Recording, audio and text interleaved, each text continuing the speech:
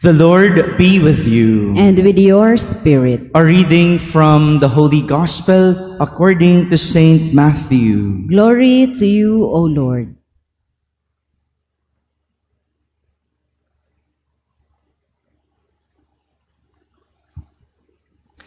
As Jesus got into the boat, his disciples followed him. Suddenly, a violent storm came up on the sea, so the boat was being swamped by waves. But he was asleep. They came and woke him, saying, "Lord, save us. We are perishing." He said to them, "Why are you terrified, O you of little faith?" Then he got up, rebuked the winds and the sea, and there was great calm. The men were amazed and said, "What sort of man is this, whom even the winds and the sea obey?" My friends, the Gospel of the Lord. Praise to you, Lord Jesus Christ. Good morning, my dear brothers and sisters. We heard from our Gospel today the story of the calming of Jesus of the sea. Calming of the sea. One thing being taught to us by this story is that a storm comes and passes by. A storm comes and passes by. It is never permanent but temporary. There are times when a storm passes by. Diba?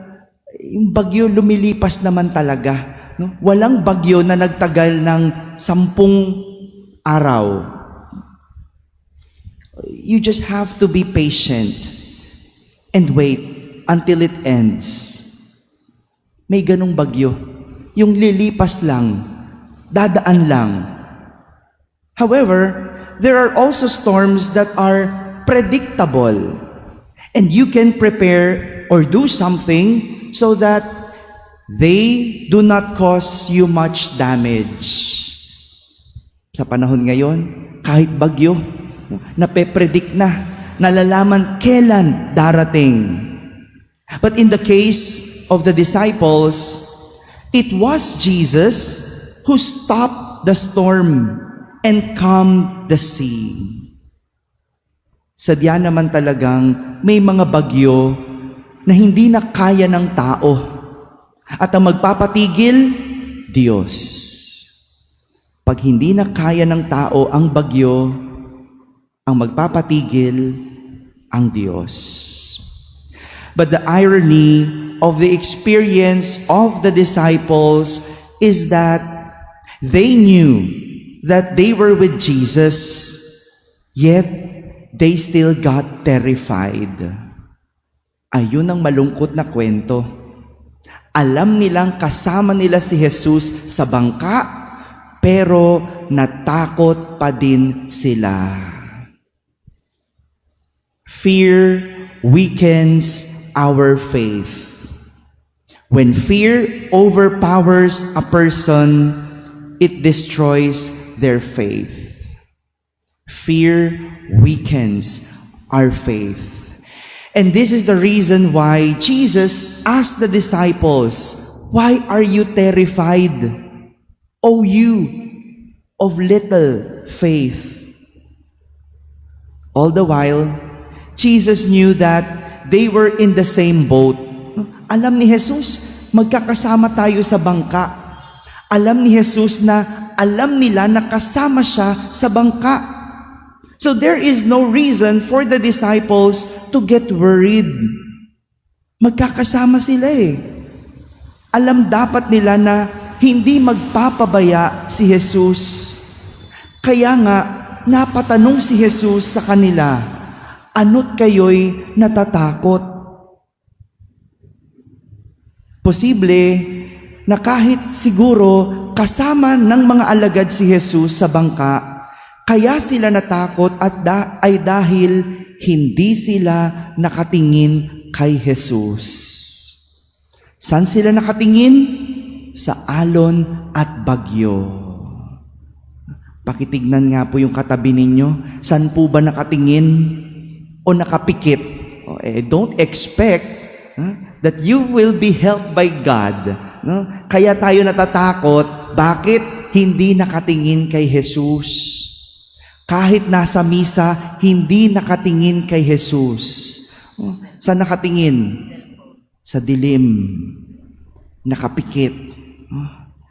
It is easy to worry about perishing, especially when Jesus is not in our boat.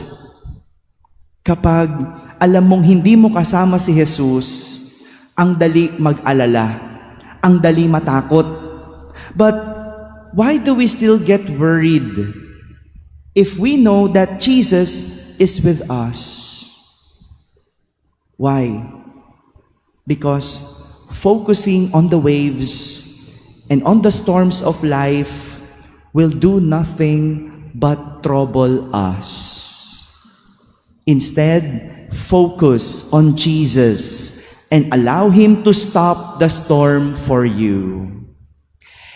If it does not stop immediately, remind yourself that there is no permanent storm. It will come to pass.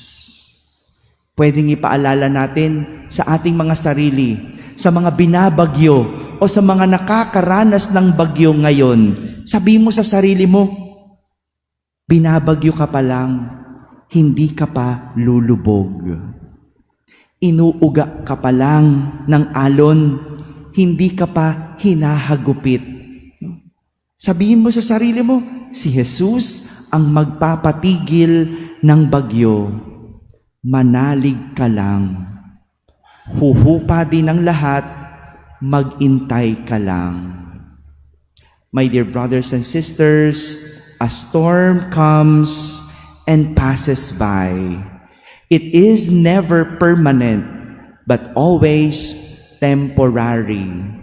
So, do not be afraid, for Jesus will calm the sea and the waves. Keep in mind that Jesus will not allow us to perish. Amen.